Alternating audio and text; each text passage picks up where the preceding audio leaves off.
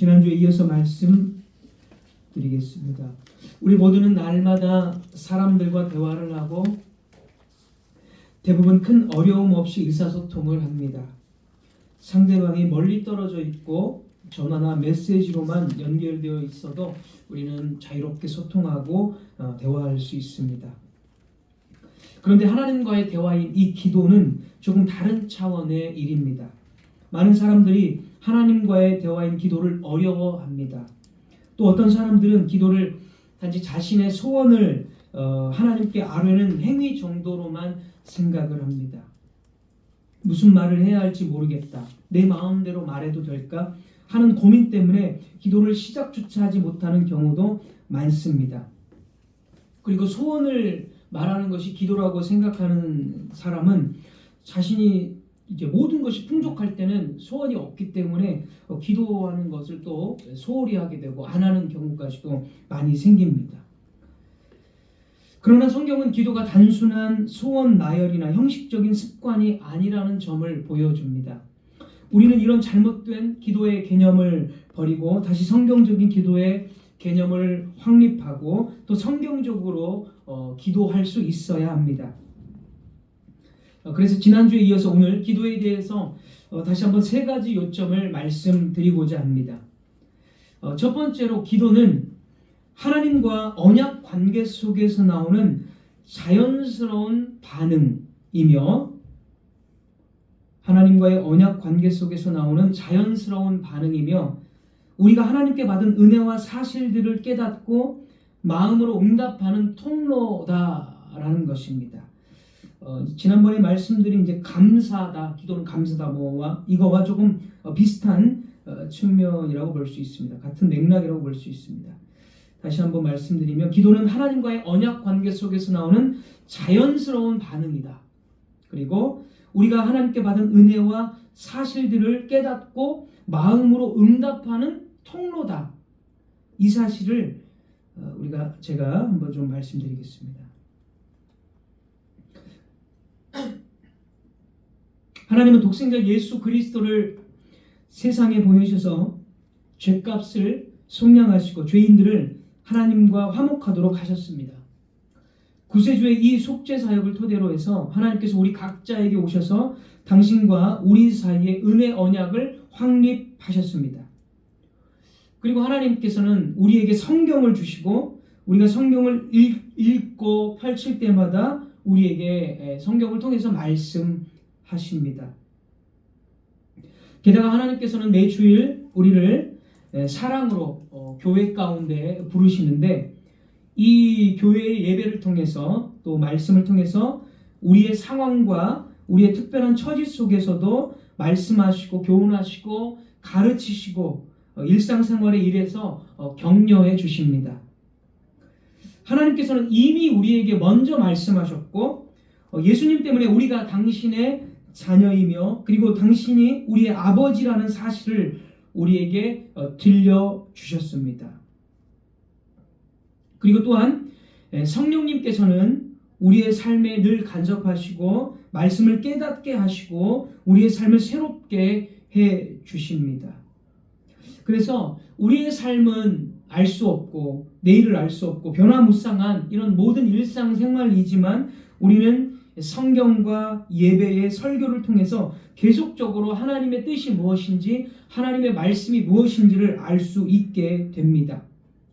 그렇다면 이 모든 은혜들, 이런 모든 혜택들을 우리가 받고 있기 때문에 우리가 감사해야 되지 않겠습니까? 우리는 지난주에 교리문답을 통해서 기도는 감사의 가장 중요한 부분이다라고 말씀을 들었습니다.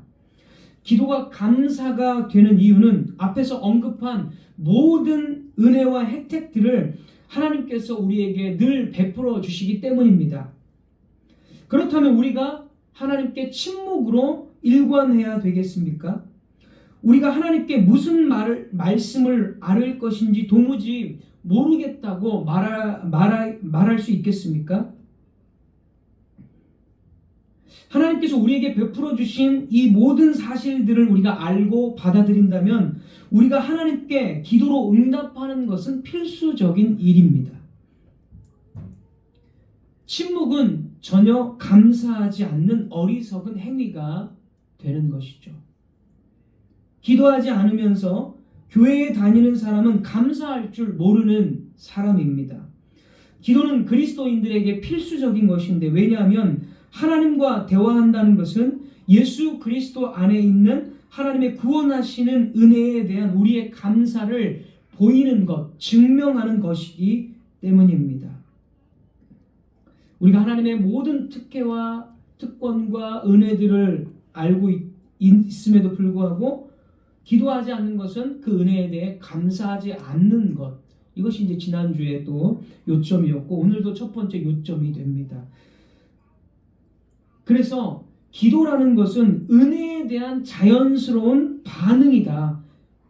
첫 번째 말씀드린 대로 언약 관계 속에서 나오는, 그래서 자연스러운 반응이 될 수밖에 없고, 하나님께 받은 은혜와 사실들을 깨닫고 마음으로 응답하는 통로다라는 것이 진리이죠.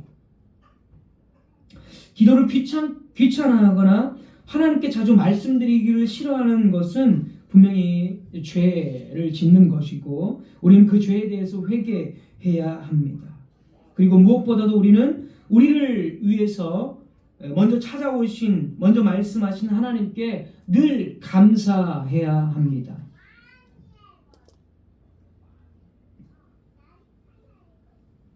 기도를 우리가 이전에 생각했던 방식, 즉 기도는 나의 필요를 위해서 하나님께 모든 것을 그냥 말하는 것이다, 나의 소원, 내가 소원하는 것을 말하는 것이다 라는 이런 개념을 버리고 하나님께서 마련하신 모든 은혜에 대한 감사라고 생각을 해 보십시오. 기도가 훨씬 더 쉽게 나오고 기도할 때 이전보다 더 많은 기쁨을 얻게 됩니다. 기도가 감사이기 때문에 훨씬, 기도라는 게 물론 어려운 것이지만 훨씬 더 이게 쉽게 나옵니다. 이건 뭐 저의 경험이기도 하고, 성경이 왜 쉬지 말고 기도하고 왜 늘 즐거워함으로 감사함으로 하나님께 아뢰라라고 말하는지가, 이런 구절들이 이 기도에 대한 개념을 바로 잡으면 이런 구절들이 이제 우리 안에서 이제 체험이 되고 이게 이제 말씀이 공감이 되어집니다. 또한 기도가 감사라는 사실을 깨닫는 사람이 어떻게 기도하겠습니까? 단순히 형식적으로 기도하거나 의무감에서 기도하겠습니까? 그렇지 않게 되죠. 감사라는 것을 깨닫는 사람은 하나님과의 언약 관계 속에서 정말 하나님 앞에 감사함으로, 기쁜 마음으로 그 은혜를 온전히 인정하고 응답하면서 기도할 수밖에 없는 것입니다. 하나님께서 예수 그리스도를 통해 구원과 용서를 이루셨다는 사실을 마음에 새길 때 우리의 기도는 단순한 요청이나 자기 중심적인 바람을 넘어설 수밖에 없죠. 그래서 내 본성적인 이기적인 기도를 하지 않죠. 전혀. 왜? 기도는 감사이고 은혜에 대한 반응이기 때문에. 그게 기도에 대한 개념을 바르게 잡고 있으면 자기 중심적인 기도를 이제 넘어서는, 정말 그의 나라와 의를 구하고 정말 이제 뒤에서 말씀드리겠지만 성령을 구하는 기도를 하게 될 수밖에 없습니다. 그래서 기도가 더 쉬워지고 이전보다 더 많은 기도 가운데 기쁨을 얻게 됩니다. 기도가 언약 관계 속에서 자연스러운 반응이며 응답인 두 번째 이유가 있습니다. 에덴 동산에서의 인간은 부족함이 없는 완벽한 삶을 살았습니다. 그러나 죄 가운데로의 타락은 에덴 동산에서 우리 자신을 추방시키는 결과를 가져왔고, 결핍이 난무하는 그런 그 땅으로, 그러니까 엉겅퀴와 이제 엉겅퀴를 내는, 가시덤불을 내는, 그래서 수고해야 열매를 얻을 수 있는 그런 광야 같은 세상으로 내몰았습니다. 그러나 하나님께서는 당신의 아들을 하나님과 다시 화목하게 하기 위해서 예수 그리스도를 세상에 보내셨습니다. 갈보리의 언덕에서 예수 그리스도의 승리는 본질적으로 죄인들이 하나님과 화목하게 되었다는 것을 의미합니다. 그리고 에덴 동산에서의 그 풍요로움을 다시금 회복했다는 것을 의미합니다. 다시 하나님과 언약 관계 속에서 하나님을 아버지라고 부를 수 있고 아버지인 하나님께서 자녀에게 필요한 것들을 풍성하게 채워주시기 때문에 이것은 에덴 동산에서의 그 풍성함이 다시 우리의 것이 되었다라는 의미가 됩니다. 그래서 과거에 이스라엘 백성들은 광야에 살았지만 그래서 눈에 보이는 것은 분명히 이 광야였습니다. 이스라엘 백성들에게. 광야는 에덴 동산과 그 눈에 보이는 광야였습니다. 그러나 성경에 기록된 이스라엘 백성들의 광야 생활을 보면 광야에서 이스라엘 백성들은 일용할 모든 양식과 음료들을 공급받았습니다. 또 사나운 짐승들로부터 죽지 않았습니다. 또 그들의 옷과 신발이 40년 동안 헤어지지 않았다라고 성경은 분명히 기록을 해 주었습니다. 그러니까 광야였지만 사실은 하나님의 공급과 보호하심을 받는 에덴 동산과 같은 그런 삶을 이스라엘 백성들이 살았다라는 것이죠. 이 점은 오늘 우리에게도 진실입니다. 예수 그리스도께서 그 사역을 예수 그리스도의 십자가에서의 사역을 통해서 우리는 죄 용서함도 받았을 뿐더러 훨씬 더 많은 것들을 우리는 받고 있습니다. 세례 예식서에 있는 약속들을 여러분 요즘 많이 나오는데요. 계속해서 상기해 보십시오. 우리가 아버지의 이름으로 세례 받을 때에 하나님 아버지께서는 우리를 당신의 자녀와 상속자로 삼아주시고 그리고 모든 선한 것들을 우리에게 공급해 주실 것을 우리에게 약속하십니다. 이렇게 말합니다. 여기서 선한 것이라는 것은 우리가 날마다 필요한 모든 것, 사소한 모든 것을 다 포함하는 것입니다. 다시 말해서 음식과 옷가지와 직업과 거처와 자녀를 양육하는 것과 만나는 사람들과의 관계 모든 것까지도 이 선한 것 안에 다 포함된 일들입니다. 이 모든 선한 것들을 우리에게 공급해 주실 것을 약속하셨다라고 세례 예식서는 말하고 있습니다. 그러나 우리가 지난주에 말씀을 들었다시피 이 모든 선한 것들이 자동적으로 주어집니까? 물론 우리는 이미 이 모든 것들을 또 누리고 있지만 그럼에도 불구하고 하나님의 은혜와 공급은 언제나 언약적인 방식으로 우리에게 주어진다는 것입니다. 즉 우리가 믿음으로 하나님께 구해야 되고 우리의 입술을 열어야 된다는 것입니다. 하나님께서 약속하신 모든 선한 것들이 실제 삶 속에서 나타나게 하는 것은 나타나는 것은 우리가 하나님 앞에 믿음으로 조금도 그 약속을 의심하지 않고 감사함으로 구해야 된다라고 성경은 명령하고 있다는 것이죠. 그러니까 일종의 풍성함이 있다면 언약적인 그 책임으로 우리도 그 언약에 응답해서 책임 있게 우리 입술을 열어서 구해야 하는 것이 성경의 가르침이라는 것입니다. 예수님께서는 마태복음 7장 7, 8절 마태복음 7장 7, 8절 구하라 그리하면 너희에게 주실 것이요 찾으라 그리하면 찾아낼 것이요 문을 두드리라 그리하면 너희에게 열릴 것이니 구하는 이마다 받을 것이요 찾는 이는 찾아낼 것이요 두드리는 이에게는 열릴 것이니라 라고 말씀을 하셨습니다. 왜 이렇게 말씀하셨을까요? 하나님께서 분명히 우리에게 선한 것을 약속하셨는데 그냥 자동적으로 주시면 얼마나 우리도 편하고 좋겠습니까? 왜 하나님은 이렇게 말씀을 하셨을까요? 이게 언약적인 방식이라는 것입니다. 하나님은 우리에게 너희가 구하든지 안 구하든지 어차피 나의 주권이고 나의 섭리이니까 내가 다 알아서 해줄게 이렇게 말씀하신 적이 단 한 번도 없다는 것을 우리는 기억해야 합니다. 오히려 언약 관계 속에서 이런 약속을 내가 너희에게 예수 그리스도를 통해서 제시했으니까 이 약속을 너희가 믿는 자는 구한다는 것이죠. 언약적인 방식으로. 언약은 하나님의 일방적으로 세우셨습니다. 물론 언약은 일방적입니다. 그러나 동시에 언약은 쌍방향입니다. 쌍방향. 우리가 먼저 하나님 언약을 세워주십시오 라고 요구하지 않았음에도 불구하고 예수 그리스도를 죽게 하심으로 언약을 세워주셨어요. 그런 의미로 언약은 일방적이고 하나님 주권적입니다. 아브라함이 내가 하나님과 언약을 세우겠습니다 제안하지 않았어요. 아브라함을 찾아오셔가지고 바벨론 지역에 거하는 아브라함을 불러가지고 아브라함아 너는 떠나라, 내가 너와 언약을 세우겠다, 이렇게 먼저 언제나 찾아오셨고 먼저 말씀하셨고 먼저 언약을 일방적으로 세우셨습니다. 그래서 언약은 일방적이에요. 그러나 성경을 보면 언약은 이제 쌍방향입니다.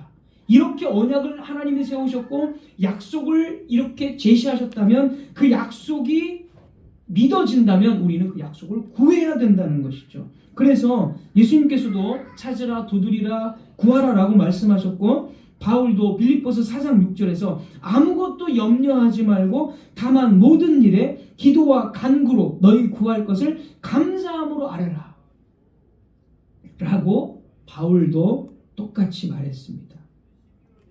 그러니까 언약은 쌍방적이기 때문에 그 하나님의 약속이 우리의 것이, 그러니까 물론 우리의 것이지만 여기서 이런 차이를 좀 말씀드리고 싶어요.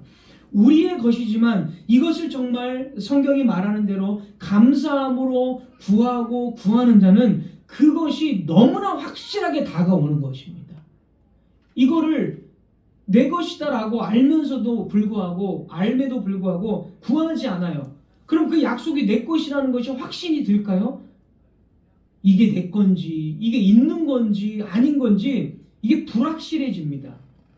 그게 체험이 안 된다는 뜻이죠. 한마디로 말하면 하나님의 약속이 예수 그리스도 안에서 성취된 그 약속이 내 것이라는 것을 더 확실하게 붙잡고 싶다면 여러분이 입술을 열어서 기도하잖아요. 신기하게도 그게 진짜 내 거라는 것이 더 확신이 들고 확신이 들어요.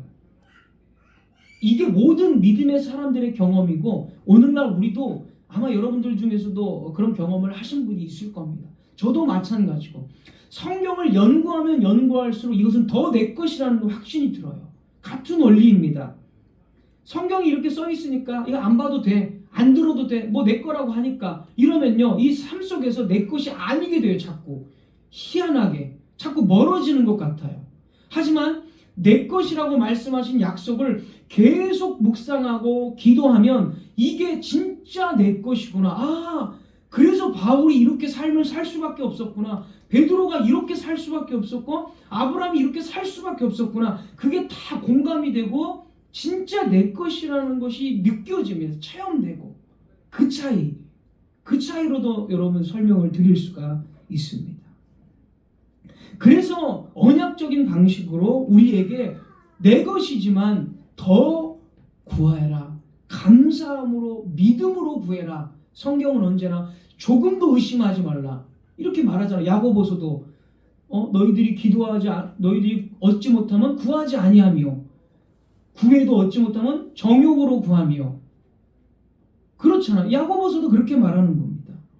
그러니까 믿음으로 구하고 조금도 의심하지 말라. 이 같은 표현입니다. 전부 다. 성경은 다 통일성 있게 하나잖아요. 구약이든 신약이든 뭐 베드로가 썼든 바울이 썼든 야고보가 썼든 다 통일된 관점으로 이야기하고 있기 때문에 다 지금 똑같은 맥락으로 그렇게 말을 하고 있는 것입니다.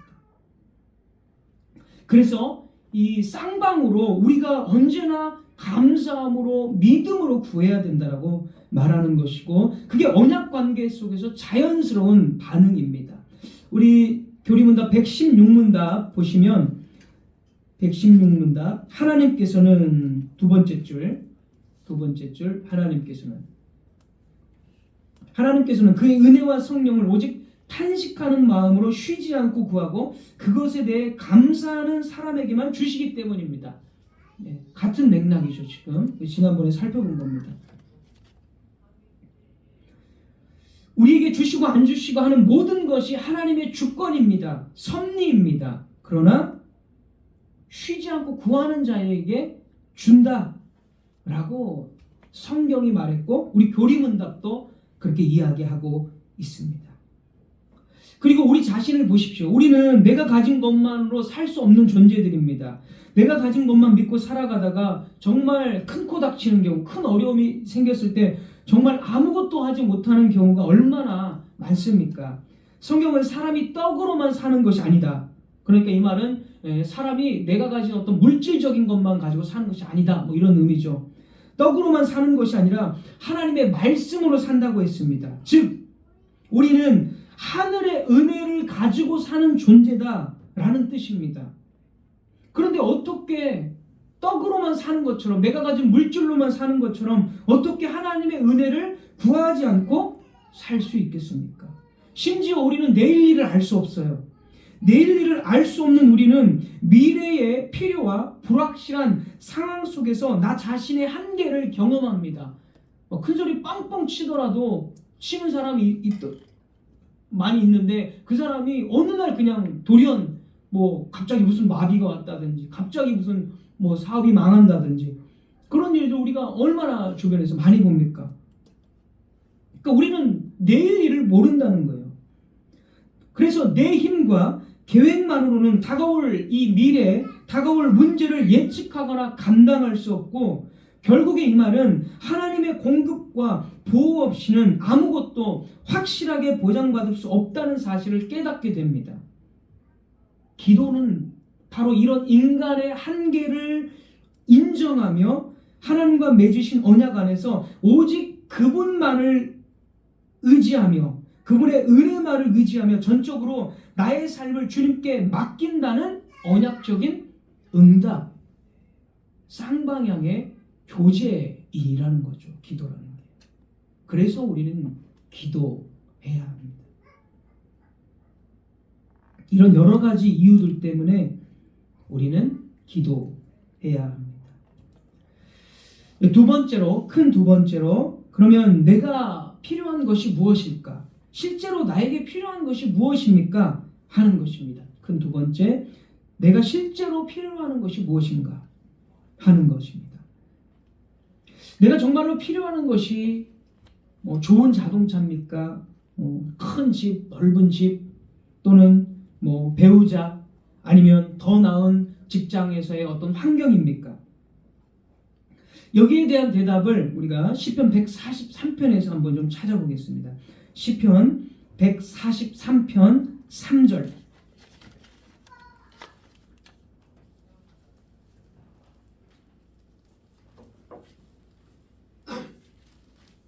시편 143편. 이 시편에서 다윗은 원수들이 이제 핍박하고 죽이려고 하고 있어가지고 거의 지금 막 생명의 위협을 느끼고 있는 처지입니다. 3절을 한번 보겠습니다. 원수가 내 영혼을 핍박하며 내 생명을 땅에 엎어서 나로 죽은 지 오랜 자같이 나를 암흑 속에 두었나이다. 원수들이 다윗을 포위하고 있었고 다윗은 그들을 피해서 죽은 자같이 암흑 속에 두었다. 이 말은 이제 그 동굴 속에 숨은 것을 아마 의미할 겁니다. 동굴이라는 게 이스라엘에게 있어서 무덤이었고 그 다음에 죽은 자같이 암흑 속, 이 말은 이제 동굴의 무덤을 떠올리는 거니까 아마 동굴 속에 계속 숨어서 이제 도피 생활하는 다윗의 처지를 말하는 것일 겁니다. 그런 상황에서 다윗은 하나님께 기도합니다. 7절 143편 7절 여호와여 속히 내게 응답하소서. 이렇게 응답해달라고 기도하는데 그러면 다윗에게 응답되었던 것이 무엇일까요? 다윗이 말하는 이 응답은 원수들로부터의 건짐받는 것일까요?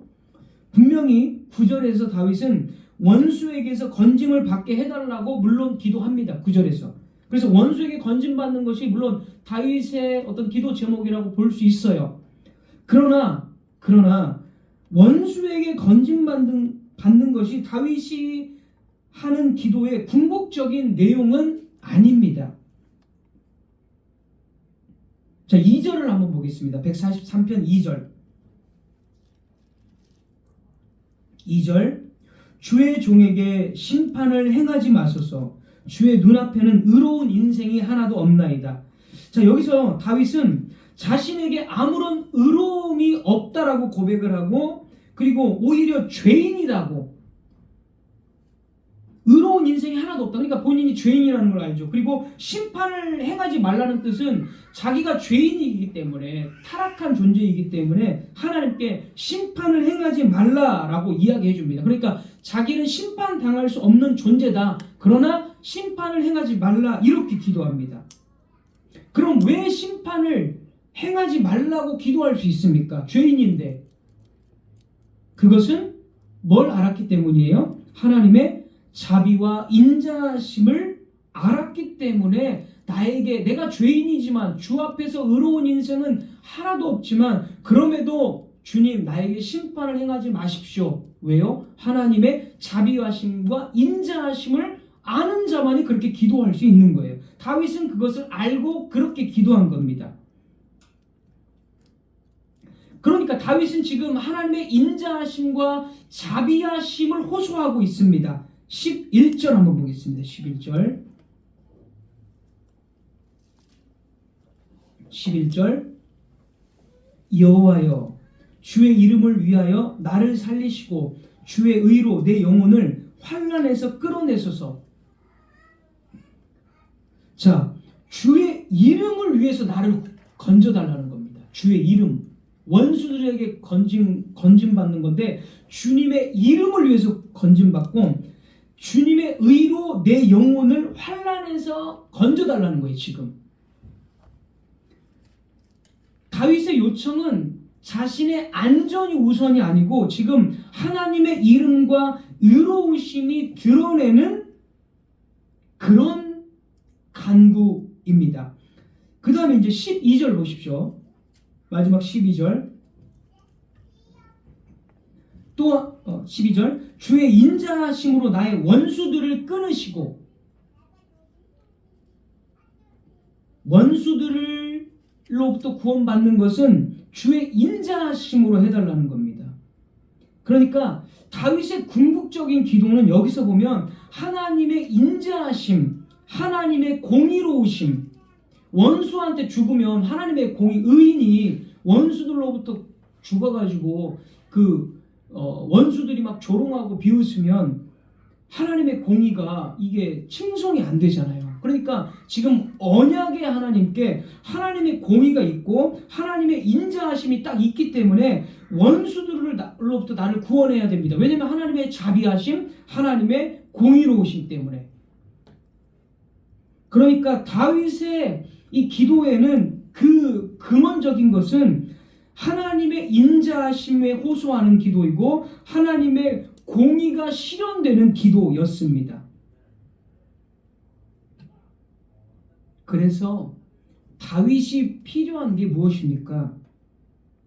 하나님의 인자하심과 자비하심, 하나님의 공의로우심이 다윗에게 필요한 전부였습니다. 원수에게 건짐받는 것은 이 인자하심과 공의로움 속에서 딸려 나오는 거죠. 하나님께서 그렇게 행하실 때 원수들에게 건짐받는 것은 당연히 딸려서 나오는 것입니다.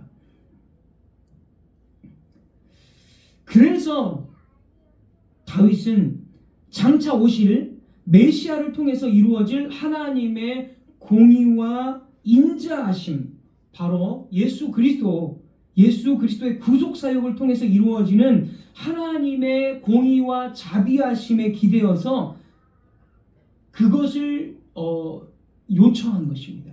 그 안에서 자기를 건져달라고 기도한 것입니다.